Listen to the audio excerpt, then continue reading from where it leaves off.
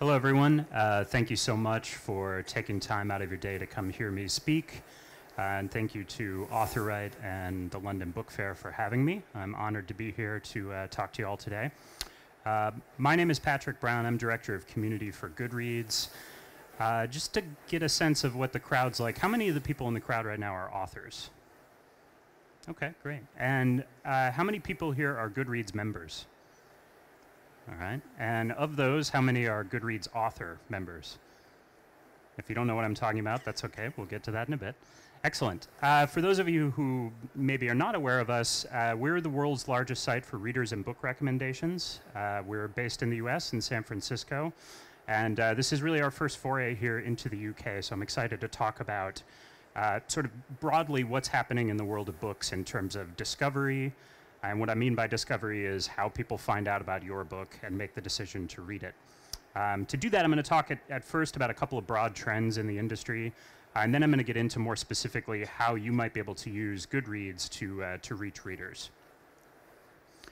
Does anybody know what this is? This is El Ateneo. It's an enormous and really beautiful bookstore in Buenos Aires made in an old theater. And I use this image to illustrate the first very important broad trend in the industry, and that's the escalation or the sheer volume of titles that are being put out. This is a US specific statistic from Bowker. There were 350,000 new titles published in 2011 alone. In the UK, that number is 150,000. And these are just new titles. Of the titles published in the US, obviously what's really driving that is the explosion of self-publishing. Traditional publishing in the US has actually been kind of flat the past couple of years. In the US, self-publishing is most definitely not flat. It is growing rapidly. 150,000 to 200,000 of the 350,000 titles were self-published. And Bowker estimates that that number is going to go to 600,000 in 2015. What does this mean for you? Well, a couple things. One, obviously, it's easier than ever to put out a book.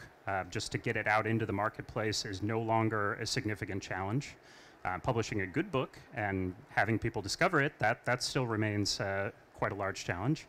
The other thing is that it means you have a lot of competition, right? 600,000 titles coming up in 2015. And keep in mind that that's only the new books. You know, you're competing against every book that's ever been published in the history of written language. It's a humbling thing to experience, to put a book out there and to be able to find a readership for it despite all of this. But I'm convinced that you can do it.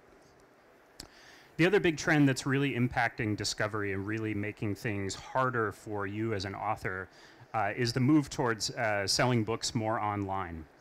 So this is, again, a US-specific stat, but it's 39% of books were sold online in 2011.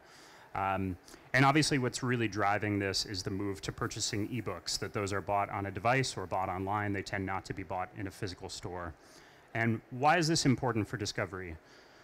Because we're losing this, right? We're losing the feeling of being in a bookshop, of seeing a title, of picking up a book, reading the back jacket, carrying it around a bit, maybe, you know, talking with your friend about it. We're losing that physical moment of serendipity. So what Goodreads is really trying to do, and what our whole mission is to become a kind of place where we can help readers discover their next favorite book, and we can hope to try to sort of replicate a little bit of that serendipitous experience of being in a bookstore and just stumbling upon a book that looks great. So this is our mission, to help readers find and share books that they love. How do we do that?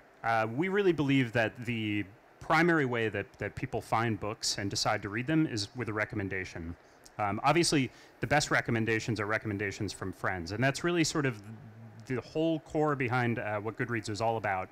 Our founder, Otis Chandler, really felt like every time he wanted to find a really great book to read, he went to his friend's house, he was sort of browsing the bookshelves, and he'd say, what about this? Have you read this? Tell me about it. What about this one? You know, do you think I'd like it? Etc.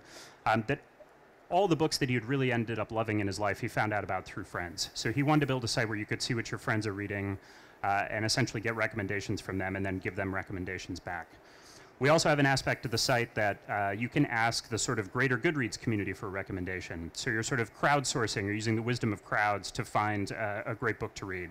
That might be a book about an area that you don't have a lot of knowledge in. Let's say that you're traveling to a foreign country and you want to get a book set in that country, something like that. Your friends may not have the answer for you, but the millions of readers on Goodreads probably do. The third way that we recommend books to people is with our algorithmic recommendation engine. This is still relatively new for us. We acquired a company back in 2011 called Goodreads. They had built this amazing Netflix-level taste engine that sort of plumbs 20 billion data points to generate recommendations that are really specifically tailored to the books that you've read and rated on Goodreads. I'll talk in a little more detail about how that works later on in the presentation, but I want you to get a sense of this is what our goal is. We want to have all of these people out there talking, recommending books to each other, and sharing what they're reading. So just kind of give you a little picture of where we're at right now in terms of scale. And quickly get another of our mission is sort of the idea that the right book in the right hands at the right time can change the world.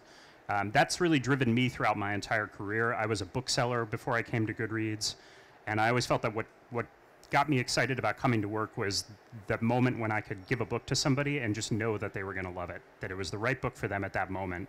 And that really can change your life, and it can certainly change the world.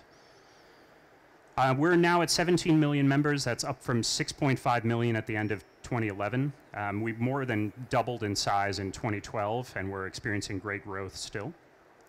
Those members have added 525 million books to their shelves. So what I mean by that is, you go to the site, you add a book to either your want to read shelf, say I want to read this in the future, or you rate a book and say I read this in the past, I think it's a 4-star book, etc. Or you say I'm currently reading this right now, and you can update your progress as you're reading. So those are the sort of core shelves, and then there's all kinds of custom shelves you can make as well. And our members have written 23 million reviews. And if you look at any given title, we're likely to have many, many times the number of reviews that most other sites will have. In some cases, we have, tens and even hundreds of thousands of reviews of a single title. So we feel like the role that we play in the book ecosystem right now is discovery. That we're a place where people are coming to talk about books, where they're finding out about books to read, where they're noting their interest in a book. How do we measure what impact we're having on discovery? The main way we do that is by books added to our members' to-read shelves. And we're having, at this point, about 11 million books a month added to that shelf. That equates to 4 books a second. That's a lot of discovery happening. So how long have I been talking here? A couple of minutes. That's, I'm pretty bad at math. Hundreds or possibly thousands of books added to a to-read shelf in that span of time. So as an author, how do you approach a site like Goodreads, which is first and foremost a site for readers, right? I would hope that each of you as an author is also using it as a reader, that you're talking about the books that you're passionate about, that you're excited about, that you want to recommend to people, and not simply talking about your own book, although there's moments to do that as well. I really like to think of this as building a platform for yourself, that you set yourself up to succeed by doing a couple of things early on in your career as a Goodreads author, and those things will pay off down the road. So the first thing is to think about whether we have your book on Goodreads or not. So I know that metadata is not exactly the sexiest term in the world, but it's a very important one in the online book world. Unlike the bookstore where you have the book itself, if you don't have, for instance, a cover image or your ISBN, all these different things, your book effectively does not exist online. Metadata is your book online. So how do we get our metadata? Right now we are sourcing metadata from Onyx feeds from publishers, including publishers here in the UK. We recently set up a feed with Random House to get their books. We take feeds from Ingram, Firebrand, who aggregates many smaller publishers, and OCLC WorldCat, which provides us with a lot of really invaluable international data. We'll also soon be importing data from Amazon, which will have data from all of their various international bookstores. And I should add that if you find that your book is not on Goodreads, there's a way to manually add it. So you don't have to wait for us to do some magic behind the scenes stuff. You can add your book, add a cover image, make it something that that people can find and talk about right away. And I'll get to that a little bit later on in specifics. So one of the roles that I fill at Goodreads is I head up the Goodreads author program. That's a completely free tool that lets authors take control of their author profile page, talk to their fans, promote their books, and reach out to new readers.